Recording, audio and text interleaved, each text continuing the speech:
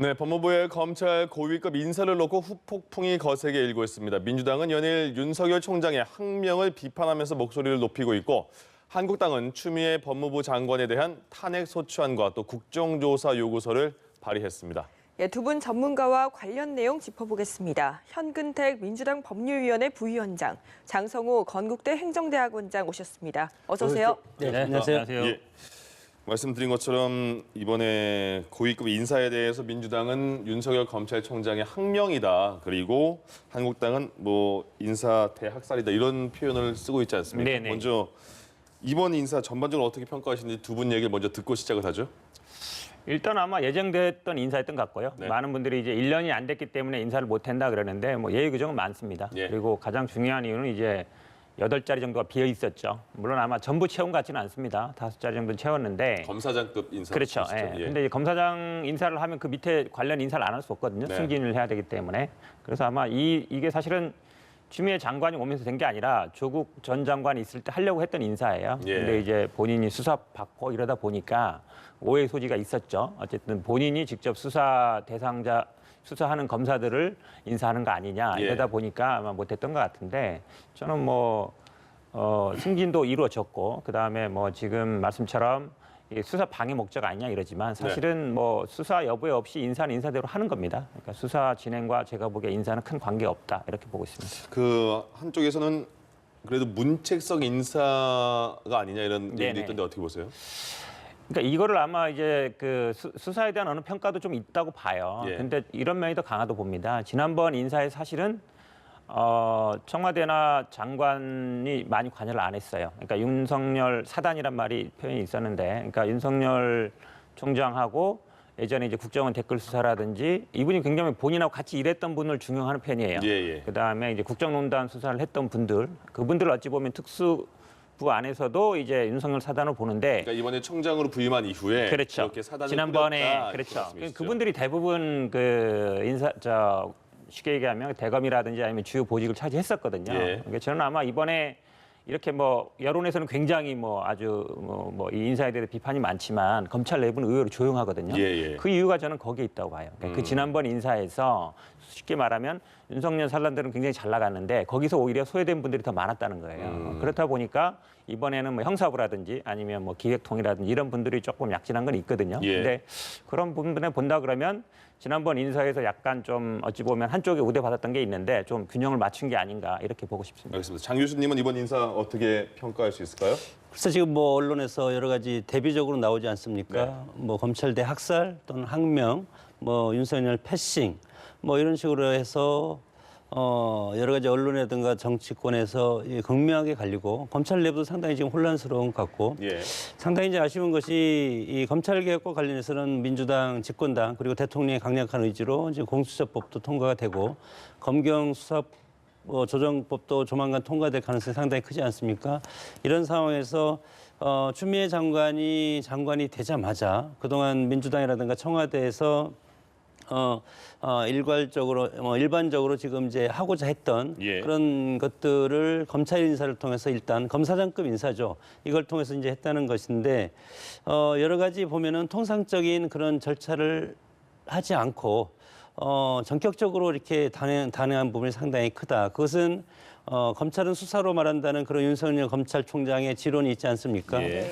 윤석열 검찰총장 같은 경우는 지금 청와대 압수수색도 몇 번에 걸쳐서 했고 지금 조국 전 장관에 관한 전반에 걸친 수사가 오랫동안 지속이 돼 있었고 이런 상황에서 세간의 어떤 국민의 어떤 여론이라든가 이런 것들을 보면 지지층을 중심으로 해서는 너무한다 검찰이. 네. 이런 식으로 이제 비판적인 시각 그리고 한국당을 비판 보수적인 지형에서는 잘하고 있다. 이렇게 역시 검찰이 수사로 말하는 윤석열 검찰총장 대단하다. 네. 이런 어떤 극단적인 평가를 받고 함에 있어서 이번에 여러 가지 이제 오해의 소지가 있는 것이 추미애 장관이 약간 서두는 것이 아닌가 이런 이제 저는 좀 우려스러운 예. 그런 모습을 이제 볼 수밖에 없는 것이 추미애 장관은 장관으로서 여러 가지 법무부와 검찰의 상호 관계를 정상적으로 갖다 놓는다 이런 얘기를 했지만 여러 가지 통상적으로 보면은 뭐 예를 들어 블루북이라든가 이런 것들을 이제 제공하지 않고 그리고 뭐 이런 게 인사에 대한 의견이나 그 평가 예, 인사 대상자들의 복무 평가 예, 예. 그리고 주변 평가 그리고 그동안의 보직 관련 인사처리죠. 예, 예. 인사를 이제 통상적으로 했던 26기와 27기 이것을 망라해서 이것을 검찰총장한테 주어야만이 검찰총장은 이것을 바탕으로 해서 인사를 협의하는데 그것이 이제 협의하는 장소가 독대 아닙니까? 예. 이 독대가 과거에 초대 민상기 장관과 문무일 총장 때도 있었고 과거에 노무현 장관 때 강금실 장관에서 송광수 검찰총장 사이에도 이런 것들의 어떤 인사한 통보가 있었는데 이번에 이제 그런 것들이 없었고 그리고 검찰총장은 미리 달라. 그리고 또 외부에서 만나자. 근데 외부에서 만나는 것도 일반적인 뭐 관례였다고 이제 여러 가지 얘기가 나오고 있는데 예, 예. 이런 것들이 약간의 특이하게 이렇게 하기 때문에 이런 갈등의 여러 가지 모습이 보이는 것이 아닌가 그런 측면에서 이번 인사에 말이 많은 것 그럼 같습니다. 그 관리에 대해서는 그 추미애 장관이 관리를 따르지 않았다 이런 뭐 비판의 목소리 나오고 있습니다만은 그러면 이건 어떻습니까? 그 윤석열 총장을 추미애 장관은 1시간 동안 전화 통화했고 6시간 기다렸다. 그러나 의견 개진하지 않았다. 그래서 그거를 또 항명이다 이렇게 민주당은 표현하는데 항명이라는 거에 대해서는 어떻게 평가하십니까? 그 장관과 총장 저는 항명 관계가 저는 성립할 수 없다고 봅니다. 예. 왜냐하면 지금 이제 독대 절차가 있는 것은 인사라는 것이 상당히 예민한 것 아니겠습니까? 네. 어느 기관이라든지 다 예민합니다. 특히 공천도 마찬가지로 인사와 똑같은 건데 이것은 내부에서 심사해서 밖에서 다 서로 알고 있지 않습니까? 예. 그렇기 때문에 이 장관과 총장이 독대를 한다는 것은 법무부에서 이 인사와 관련된 것은 검찰국장하고 대검에서는 인사와 관련해서 대검 차장이 이것을 관리하는데 대략적으로 보면은 이 두 사람을 대동을 하면 이것이 또 새나갈 가능성이 상당히 크기 때문에 예. 집무실이라든가 법무부나 이런 데가 아닌 제3의 장소에서 하는 것이 그동안에 이제 관리했다 관행 뭐 전례 뭐 이렇게 얘기하는데 또 통상적으로는 이것을 일종의 어떤 법칙이었다 이렇게 얘기하는 사람도 있습니다. 알겠습니다. 그렇기 때문에 이제 그런 측면에서 보면은 예.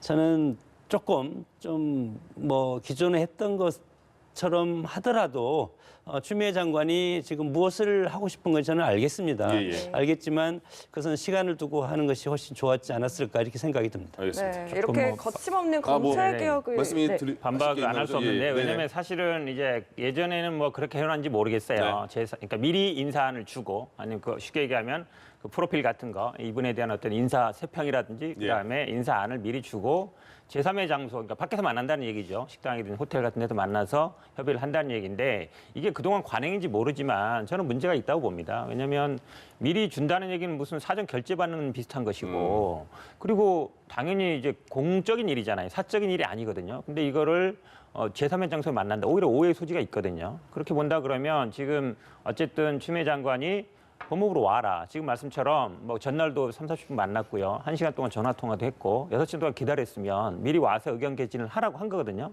그러면 이게 물론 단순히 뭐 의견 개진도 있지만 우리가 공무원은 기본적으로 직속 상관의 어떤 직무상 명령에 응할 의무가 있습니다. 예. 그리고 그게 부당하지 않으면 따라야 돼요. 그다음에 우리 검찰청 검사징계법에도 보면 뭐 직무상 의무에 위반하거나 직무를 게을리할 때 징계할 수 있게 돼 있거든요. 게을리한다는 얘기는 뭐냐면 뭔가 해야 되는 걸 안 하는 거예요. 그럼 저는 그런 이유로 그러니까 미리 어떤 인사안을 안 줬다든지 제3의 장소에서 만나자고 했는데 그렇지 않았다. 그래서 내가 의견 개진 안 한다. 저는 제가 보기에 오라는 것도 명령이잖아요. 와라. 네. 그다음에 그게 부당한 게 아니거든요. 개진해라. 정당한 거예요. 저는 어떻든 장관의 직무상 명령에 불응한 측면이 있다라고 봅니다. 알겠습니다. 근데 이제 예. 이제 통상적으로 이제 저는 이제 예. 뭐 이렇게 법 쪽에 내부적으로는 잘 모르지만 네.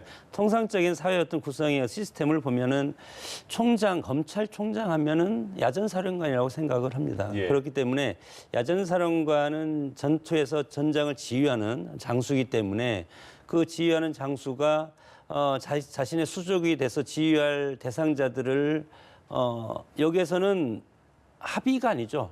협의적인 의견을 제시하고 야 뭐 장관이 이런 사람을 이렇게 하려고 한다 어떻게 생각하냐 당신이 이 사람들을 데리고 쓸 수가 있겠냐 예. 그런 식으로 묻는 것이 저는 이제 좋고 근데 그 조항에는 협의라는 단어는 없고 의견이라는 표현만 있지 않습니까? 아니 합의가 없고 협의를 할 수 있다는 거, 의견을 듣는다는 것은 예. 협의를 하는 것이죠. 예. 합의가 없다는 겁니다. 네. 의견을 듣는다는 것은 협의를 할 수 있는 거고, 협의를 하는데 검찰총장이 얘기를 한다고 해서 그것을 장관이 들을 필요도 없고, 마찬가지로 인사권자는 대통령 아니겠습니까? 결국은 대통령이 최종 인사권자인데, 그런 차원에서 특히 이제 검찰총장 같은 경우나 법무부 장관이나 똑같이 대통령 직속입니다. 예. 이런 상황에서 대통령 직속의 두 사람이 이런 것을 가지고 서로 갈등의 소지를 갖는다는 것 자체가 저는 상당히 안타깝고 이런 어떤 대통령의 국정 운영에 함에 있어서 이것이 걸림돌이 될 수도 있다. 과거에 뭐 검난 같은 것도 있지 않았습니까? 예. 이런 식으로 봐서 저는 문재인 대통령이 이 예. 검찰권을 행사함에 있어서 일사천리로 정말 짜임새 있게 가는 것이 좋지. 법무부 장관이 지시하는데 검찰총장이 반대한다, 항명한다. 지금 민주당에서 그렇게 이제 공개적으로 얘기하는 것 자체가 대통령한테 누가 된다고 생각이 듭니다. 10초만 말씀드리면요. 예, 예. 법에는 어떻게 되어 있냐면 의견을 들어라고 있습니다. 네. 들어. 네. 그러니까 협의도 아니고 합의도 아니에요. 들어. 그러니까 결국은 의견을 듣는다는 얘기는 본인의 말할 기회를 주면 되는 거예요. 물론 합의도 당연히 아니고요. 협의라는 것도 어찌 보면 내용을 가지고 상호 조율을 하는 건데 의견을 듣는다고 돼 있습니다. 예. 듣는다는 얘기는 의견 말할 기회를 주면 되는 거예요. 근데 본인이 예를 들어서 뭐 말하기 싫으면 안 해도 되는 거고요. 네. 그러니까 의견을 들어라고 돼 있다. 이 부분 저는 왜냐하면 이게 논의 그 법 제정 과정에서도 굉장히 중요했던 거예요. 예, 예. 검찰에서는 합의라고 얘기했는데 그러면 인사권이 무미해지는 거고 협의라 그러면 아니 그러면 장관이 총장이랑 어찌 보면 외청인데 그러니까 부하한테 협의를 한다? 좀 이상하잖아요. 그래서 의견을 듣게 돼 있는 거거든요. 예, 예. 그러니까 의견을 듣는다는 거는 의견을 진술할 기회만 주면 되는 거예요. 그러니까 의견을 듣는다는 그 문구 때문에 해석의 범위가 서로마다 이렇게 입장마다 차이가 있는 것 법에는 같아요. 그렇게 돼 있는데 예, 예. 그동안에는 어찌 보면 사실상 협의처럼 해온 거죠. 네. 의견안도 미리 주고 의견도 반영하고 이렇게 해왔는데 그게 어찌 보면 이제 그동안 뭐 법무부 장관이 검찰 선배가 하고 이게 어찌 보면 검찰과 법무부가 한 몸처럼 움직일 때는 그게 별 문제가 없었어요. 예. 근데 이제는 어찌 보면 약간 탈검찰로 하겠다 이러다 보니까 법대로 하자는 거죠. 네. 법대로와 아니면 기존의 관행 사이인데 사실은 관행이라는 거는 법보다 우선할 수는 없어요. 그러니까 예. 어쨌든 뭐 추미애 장관 같은 경우는 법대로 했다라고 보는 게 맞는 거죠. 저희가 첫 번째 근데 질문을 저 드렸는데 5초만 더 하겠습니다. 예, 의견을 들으라고 하면 네. 의견을 들으려면 의견을 제시할 수 있는 자료를 줘야 되는 건 아니겠습니까?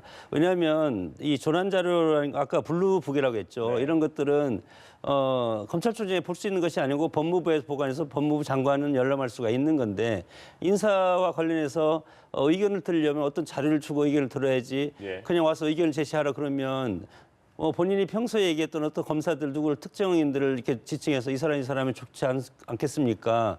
그러면 나중에 블루북에는 보면은 장관 입장에서 블루북을 내가 봤더니 그런 사람 안 돼서 당신의 의견을 못 들었다 이렇게 얘기할 수도 있고 통상적으로 이 절차 자체가 저는 어떻게 보면은 약간 오해하고 좀 이렇게 보면은 부자연스러운 그런 모습이 걱정이 된다는 것이지. 예.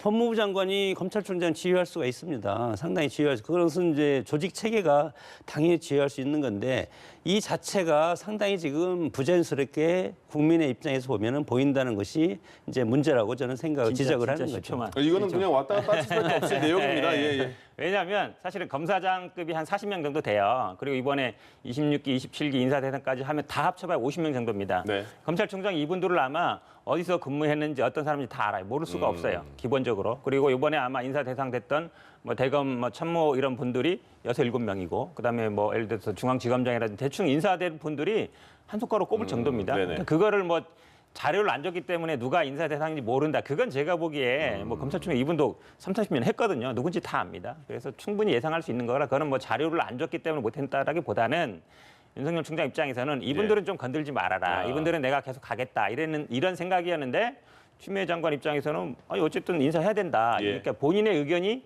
반영 안 된 거에 대한 불만의 표시지. 뭐 인사 자료를 안 줬다. 이거는 저는 그냥 핑계라고 봐요. 알겠습니다. 저희가 추가 질문에서도 이렇게 공방이 충분히 있을 만한 질문이 있습니다. 예, 계속하겠습니다. 예, 이렇게 검찰 인사를 단행한 추미애 장관에 대해서 지금 한국당이 탄핵소추안을 발의를 했습니다. 그런데 지금 한국당이 의결 정족수를 채우지 못하기 때문에 다른 야당과 공조할 가능성이 있다. 이런 전망이 나오던데 이런 가능성에 대해서는 어떻게 보시나요? 여당 같은 경우는 이제 4+1 기조로 지금 꾸준히 가는 것 같고 네. 이제 바른미래당이 어떻게 될지 뭐 기타 정당이 또 여기에 동조를 할지 그런 것들은 모르지만 선거를 앞두고 있기 때문에 이런 정치적 공방이 간다는 것은 재정 논리로 갈 수밖에 없습니다. 예. 모든 것들은. 그래서 한국당 입장에서는 이것이 이제 호재라고 생각이 드는 것이죠. 이런 상황에서 이것을 놓칠 리가 없고 뭐 국정조사라든가 뭐 탄핵이라든가 이런 것들을 거론하는 것 자체가 어떻게 보면 민주당 정권한테는 상당히 마이너스가 되지 않겠습니까? 이런 상황에서 인사가 만사라고 생각을 하고 네. 장관 인사뿐만 아니고 지금은 핵심이 조국 전 장관 사태로 공론이 사실은 양분돼 있지 않습니까?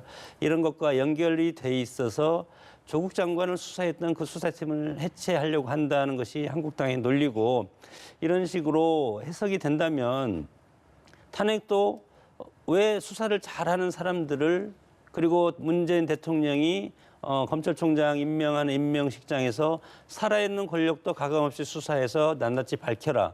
그렇게 얘기를 했는데 지금 윤석열 총장 같은 경우는 살아있는 권력을 수사로서 말하고 있지 않습니까? 이런 상황에서 그 수사를 뭐 예를 들어서 두 명이죠. 한동훈 대검 반부패 부장은 부산고검 차장으로 이제 보냈고 예.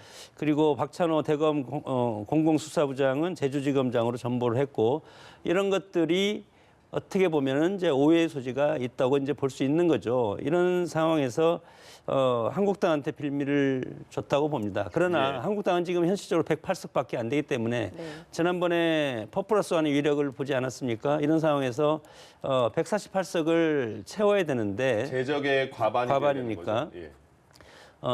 재적의 과반이니까 148석을 넘겨야만이 탄핵이 이제 뭐 가결이 이제 뭐 성립이 되는 건데 예. 그럴 가능성은 없지만 충분히 이것은 한국당은 지금 목표는 총선입니다. 총선에서 제1당을 목표로 해서 예. 1당에 대한 모든 것을 뒤집을 수 있다고 생각이 되고 네. 이런 어떤 숏펀치가 계속 누적이 되면 정권한테 큰 타격이 될 수가 있는 겁니다. 그래서 제가 계속 지금 누차 말씀드리는 것은 국민이 오해할 수 그리고 야당한테 공격의 빌리를 주지 않는 그런 국정 운영을 해야지만이 총선에서 과반이라든가 보수 야당이 과반을 넘기게 되면 앞으로 2년 동안 정권이 상당히 어렵게 되지 않겠습니까? 알겠습니다. 그런 차원에서 걱정이 된다는 겁니다. 예. 민주당을 걱정해 주시는 바람이었습니다. 마지막에 제가 말씀을 안 할 수가 없는데요. 예. 탄핵이라는 그냥 막 하는 게 아닙니다. 결국은 사유가 있어요. 헌법이나 법률 위반이라고 우리 법에 나와 있죠. 헌법에 네. 나와 있습니다. 그러면 어떤 법을 위반했느냐 이걸 따져봐야 되는 거죠. 지금 뭐 검찰청법에 의견 안 들었다 이 정도인 것 같아요. 근데 그건 아까 다 얘기했고요. 네. 그리고 뭐 탄핵 말씀처럼 이제 과반이 돼야 되는데 안 되는 거고 지금 국정조사나 사실은 해임 건의는 뭐 그런 건 없어요. 특별히 없기 때문에 하지만 결국은 결론적으로는 국회에서 통과가 돼야 됩니다. 예. 그러니까 뭐 지금 이제 탄핵 같은 경우 과반 찬성이고 국정조사도 이제 본회의 의결을 받아야 되고 그다음에 예. 해임 건의도 이제 과반 찬성을 해야 되는데 이게 비교를 해볼 게 조국 전 장관 때 비교해 보면 돼요. 네. 조국 전 장관 때도 그때도 탄핵 얘기가 나왔고 해임 건의도 나왔고 국정조사도 얘기 나왔어요. 결국은 안 됐죠. 그때는 사실은 의견은 팽팽했습니다. 그리고 우리 지금 4+1 말고 여당 그 당시에 이제 소수 야당에서도 조국 수사에 대해서는 좀 찬성하는 분들이 있었어요. 근데 지금은 상황이 달라졌죠. 그러니까 어찌 보면 선거법이라든지 공수처법에서 4+1 연대가 경고하고 예. 지금 오히려 한국당이 약간 이제 소외되는 모양새잖아요. 그렇다고 본다 그러면 조국 전 장관 경우와 비교해 봤을 때 추미애 장관은 이 세 가지 그러니까 탄핵이든 국정조사든 뭐 해임 건의든 제가 보기엔 이루어질 가능성은 거의 없다라고 봅니다. 알겠습니다. 이제 검찰 고위급 인사를 했으니까 국회 본회의로 한번 가보겠습니다. 13일이 이제 다시 본회의가 열릴 예정인데 민생 법안은 일단 통과가 다 됐잖아요. 네네. 이제 패스트트랙 법안 중에 검경 수사권 조정안 법안 중 형사소송법 개정안이 이제 본회의에 올라갔고 이제 중단됐잖아요. 이제 그렇죠, 13일 날 의결할 거다 이렇게 말을 하고 있는데 이게 13일 날 또 정세균 총리 후보자 임명 동의안도 그때 올라가잖아요. 이게 겹쳐 있는 상황에서 그 야당과 주말에 야당과의 협의가 민주당은 이루어지고 있는 겁니까? 어떻습니까? 저는 아마 이게 그냥 넘어가는 분위기였거든요. 네. 근데 그냥 합의 처리하는 분위기였는데 아마 한국당이 합의 처리에 응하지 않을 가능성이 높다고 봅니다. 네, 검경 수사권 그렇죠. 조정안이죠. 예. 네, 검경 수사권 특히 이제 형사소송법 예, 형사소송 부분인데 조정안. 이게 어찌 예. 보면 이제 그 동안에는 큰 이견은 없었어요. 그렇습니다. 예. 그러니까 형사소송법 검경 수사권 조정에 대해서는 한국당도 원칙적으로 찬성한다 이랬거든요. 필리버스터도 이제 안 한다고 그렇죠. 하는 분위기 그런 아닙니까? 분위기였는데 지금 검찰 인사를 계기로 해서 뭐 수사 방해다, 탄압이다 이러면서 지금 원장님 말씀처럼 이거를 약간 이제 쟁점화, 정치 쟁점화 하려는 그런 시도가 보이거든요. 예. 그렇게 본다 그러면 제가 보기에는 이거를 그냥 바로 쉽게 통과시켜 같지는 않습니다. 그렇다고 해서 민주당 입장에서 이걸 또 13일 날 바로 하기는 예. 또 부담이 있는 것 같거든요. 아마 좀 뭐 주말이든 13일 날도 아마 뭐 국회의장님이 뭐 교섭단체 대표를 부른다는 형식으로 해서 어쨌든 협의는 좀 이어갈 걸로 보는데 그러니까 그러니까 형소법 개정하는 협의를 다시 이어갈지어도 그 총리 임명 동의안은 어떻게 됩니까? 그럼? 그러니까 결국은 이제 16일 전에 예. 16일 날까지 사퇴를 해야 지금 이제 이 총리님께서 출마를 할 수 있기 예, 예. 때문에 그 전에 할 것 같은데요. 저는 뭐 16일 전에는 시간이 있다고 봅니다. 어쨌든 정치는 마지막까지 협상을 하는 거기 때문에 네. 13일 날 하면 좋겠지만 예. 만약에 한국당이 뭐 약간 더 의견을 제시한다 그러면 14일, 15일 가능하거든요. 그렇게 본다 그러면 끝까지 어쨌든 협의는 하는 게 맞다라고 보고 있습니다. 알겠습니다. 네, 혹시 다른 의견 있으신가요? 그 한국당 입장에서는 이제 총선 1호 공약이 이제 검경 수사권 조정부터 해서 검찰 개혁안, 공수처법 이것을 이제 무효화하는 것이 제일 1호의 어떤 공약 아니겠습니까? 네. 이런 상황에서 마지막까지 합의를 해줄 가능성은 거의 없다고 봅니다. 그렇기 때문에 지금 검찰 인사 문제로 해서 상당히 지금 강공 드라이브로 다시 돌아섰지 않았습니까? 예. 이런 걸 봤을 때 그러나 이제 좀 아쉬운 것이 뭐 정세균 국무총리 인준과 관련해서는 야당이지만 국정의 공백이 있어서는 안 되지 않겠습니까? 어차피 지금 뭐 총리 청문회도 끝나고 그러면 투표 절차라든가 이런 것을 거쳐야만이 지금 국무총리 내정자가 정식 총리가 되고 이낙연 총리가 지금 내려와서 지금 16일 날이 데드라인이기 때문에 네. 16일까지 국회에서 이것을 통과시켜 줘야 되지 않겠습니까? 그런 상황에서 봤을 때는 야당이지만 예. 총리 인준 문제는 전향적으로 반대를 하지만 투표에 응해줬으면 하는 것이 제 마음이고 교수님께서 오늘 굉장히 좀 마음을 넓게 쓰시는 것 같은데요. 넓게 쓰는 것이 아니고 반대도 어차피 국정에 대해서 잘못된 뭐 청문회에서는 상당히 질타라고 사퇴하라고 했지만 예. 그것을 유권자들의 보기에는 반대로서 표시할 수가 있는 것 아닙니까? 어차피 알겠습니다. 그렇기 때문에 그러나 뭐 다른 이 이외의 다른 것들은 투표에 들어오지 않을 가능성이 상당히 큰 것이 현실입니다. 네. 네, 이번에는 또 울산시장 선거개 의혹 수사하고 있는 검찰이 압수수색을 한 이야기도 한번 나눠보면 좋을 것 같습니다. 지금 대규모 검찰 인사에 이어서 또 윤석열 검찰총장의 항명 논란에도 불구하고 지금 압수수색에 들어갔다는 점 어떤 메시지로 해석하면 좋을까요? 일단 뭐 수사는 수사대로 하겠다. 인사와 상관없이 그 의사를 표명한 거라고 봐야죠. 예. 근데 우리 청와대 압수수색이 이제는 별 뉴스가 안 되고 있습니다. 왜냐하면 처음에 이제 이명박 정부 때는 한 번밖에 안 했거든요. 그리고 박근혜 정부 때도 특검에서 하면서 한 세 번인가 했어요. 예. 근데 문재인 정부 들어서 벌써 세 번째죠. 네 번째. 네 번째죠. 네 번째죠. 예, 예. 예. 그러니까 사실은 이게 법에는 어떻게 돼 있냐면 그 형사소송법에 군사상 비밀을 요하는 장소는 책임자의 승낙이 있어야 돼요. 네. 결국은 청와대라는 게 모든 우리나라 뭐 군사 정보도 다 모이는 데잖아요. 그러다 보니까 결국은 그 책임자 승낙은 안 하는 형식이에요. 그러니까 압수수색을 집행한다기보다는 이미 제출을 받는 형식으로 하고 그러니까 있거든요. 문 앞에 기다리다가 그렇죠. 들어가진 예, 않고. 자료를 주면 받아오는 거다 이런 거죠. 근데 이번에 아마 쟁점이 됐던 거는 특정을 잘 안 했던 것 같아요. 예를 들어 누가 쓰던 컴퓨터 아니 뭐와 관련된 거 이렇게 해야 되는데 뭐 그러니까 압수물에 대한 특정을 그렇죠. 안 했다. 자료 일체 이렇게 얘기하니까 사실은 뭐 자신 없을 때 자료 일체를 얘기하거든요. 예, 그러니까 그러니까 다시 이- 받아왔다는 건데 범죄 자료 일체를 줘라 이렇게 표현했다고 고민정 대변인은 말하더라고요. 그렇죠. 예, 보통 예. 우리가 자료 요청을 할 때 자신 없으면 그렇게 얘기합니다. 그러면 예를 들어서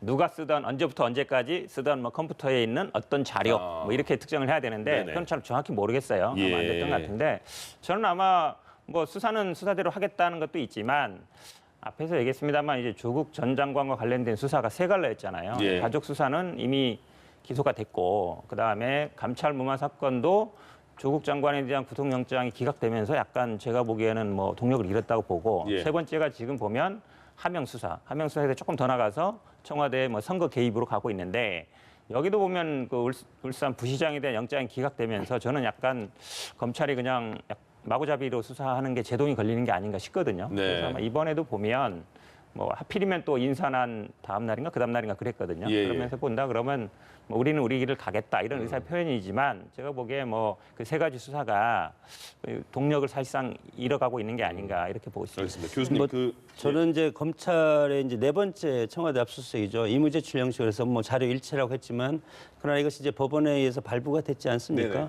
법원에서 발부가 된 것은 청와대라는 아주 특수한 지역이고 그래서 법원에서도 신중하게 이것을 검토했기 때문에 물론 권민정 대변인은 왜 했는지 모르겠다. 뭐 이렇게 얘기를 했지만 법원에서 판단했을 때 이것은 일리가 있기 때문에 그것을 발부를 한 것이 아닌가 이렇게 보고 예. 그것은 핵심적인 것은 이제 그겁니다. 청와대 자치발전비서관실, 옛날에 균형발전비서관실이었는데 이름이 바뀌었습니다. 그때 당시에 장완석 그때 선임 행정관이 2018년 6.13 지방선거 때 송초로 울산시장 선거공약 설계에 도움을 줬다. 이것이 핵심이고 예. 그때 그 장완석 선임 행정관의 그 근무지가 그때 균형발전실이었고 그 다음에 그러니까 6.13 지방선거 6개월 전에 송철호 현 울산시장이 균형발전실 고문으로 임명이 됐기 때문에 예. 서로 충분한 연계관계가 있고 그래서 검찰에서는 이 부분에 대해서 뭐 직접 가지 못하지만 임의 제출 형식으로 압수수색을 해야 될 필요성이 있다. 그래서 했기 때문에 검찰로서는 이것에 대해서 뭐 밝히려면은 마지막까지 가봐야 되지 않겠습니까? 네. 그렇기 때문에 이번에 압수수색을 신청한 것이 아닌가 이렇게 봅니다. 알겠습니다. 지금 이제 시간이 별로 없으니까요. 마지막으로 이거 보수통합 논의 한번 여쭤보겠습니다. 지금 통합추진위가 한 두세 개 뭐 이렇게 있는 것 같아요. 이렇게 약간 헷갈릴 수도 있는데 일단 중도보수 대통합위원회 정당도 있고 이재호 전 의원이 있는 시민사회단체 이렇게 연석회의가 있었습니다. 박형준 교수가 거기 위원장으로 됐고 그래서 중도가 모이느냐 또 새로운 보수당은 우리와 일단 한국당과 1대1 통합위원회도 만들고 싶다 이런 얘기도 나와요. 보수통합 앞으로 어떻게 보십니까? 상당히 어렵지 않을까 봅니다. 뭐 세 가지적인 뭐 쟁점이 있는데 탄핵을 어떻게 할 것이냐, 네. 탄핵에 대해 찬성하냐 반대하냐, 그때 당시 탄핵에 투표했냐 안 했냐 이런 것들 그리고 특정 정당을 포함시켜 특정 정당이라는 것은 뭐 예를 들어서 태극기를 비롯한 우리공화당 같은 그런 일부 세력 그리고 또 안철수 의원은 어떻게 할 것이냐. 지금 박형준 의장한 혁신통합추진위원회 여기 이제 위원장이 이제 박형준 동아대 교수가 이제 선임이 됐는데 이분이랑 안철수 뭐 전 대표랑은 상당히 친분이 있어서 이분은 안철수 전 대표를 이제 생각하는 것 같고 들어와라 이렇게 말했고 그렇게 됐을 때는 또 유승민 의원은 안철수 전 대표랑 하기 싫다는 겁니다. 예. 이렇게 돼서 이렇게 지지부진이 되면 저는 어차피 될 가능성도 있고 전체는 되지가 않을 것이다. 그러면 보수의 제일 중심은 한국당이라고 봅니다. 그래서 네. 한국당에서 어떤 황교안 대표가 이 보수통합에 대한 어떤 단일한 메시지를 가지고 전부는 통합할 수가 없다. 그럴 때는 통합이 가능한 부분만 통합을 하고 통합을 하되 총선 전에 할 수 있는 것이 신설합당입니다. 예. 제3의 지역에 합당의 어떤 텐트를 쳐놓고 양대에서 정당명을 죽이고 일로 들어가서 똑같이 해서 한국당이 그런 걸 포기하기는 너무 거대 정당 아니냐 이렇게 내부에도 뭐 그런 것도 있지만 보수 통합이라는 화두를 잡기 위해서는 예. 그것도 저는 가능하다고 봅니다. 왜냐하면 황교안 대표가 워낙 이제 인지도가 상당히 많이 올라갔기 때문에 예. 황교안 대표가 가서 그 지역의 당 대표로 자리를 잡는다면 그런 것도 저는 일정 부분 통합이라는 어떤 시너지 효과를 얻을 수가 있기 때문에 네. 보수 과거에는 뭐 진보가 분열로 망한다 이런 네. 얘기는 했는데 요즘 어떤 이제 선거 공식이 좀 지금 보수가 상당히 통합되기 어려운 것이 그만큼 박근혜 전 대통령 탄핵의 그런 상처가 알겠습니다. 워낙 크기 때문에 그런 현상이 일어난다고 봅니다. 현근택 위원장께는 이걸 여쭤볼게요. 네. 비례자유한국당은 지금 비례 정당으로 나올 것 같아요. 위성 정당으로. 네네. 근데 민주당은 비례 뭐 더불어민주당 합니까? 아니면 위성 정당으로 안 나옵니까? 만든다고 이미 당에서 밝혔습니다. 확실히 안 받는 겁니까? 지금 아마 비례한국당, 비례 뭐 자유한국당 명칭은 예. 뭐 될지 안 될지는 아마 선관위에서 논의 중인 같은데요. 뭐 저는 뭐 허가 안 날 가능성도 있다고 봅니다. 기본적으로 유사 명칭 못 쓰게 돼 있어요 선거법에. 그걸로 뭐 방문해서 항의도 하더라고요. 그렇죠. 한국당에서. 왜냐하면 예. 예전에 보면은 뭐 공화당, 신공화당 이런 거는 뭐 허가 안 해준 적도 있거든요. 네네. 그런데 이게 약간 비례 자유한국당과 자유한국당의 혼동 가능성이 있다라고 볼 수도 있거든요. 예, 저는 예. 아마 선관위에서 불허갈 가능성도 있다라고 봅니다. 알겠습니다. 여기까지 해야겠습니다. 장성호 건국대 행정대학원장, 현근택 더불어민주당 법률위원회 부위원장 두 분과 함께했습니다. 고맙습니다. 고맙습니다. 예.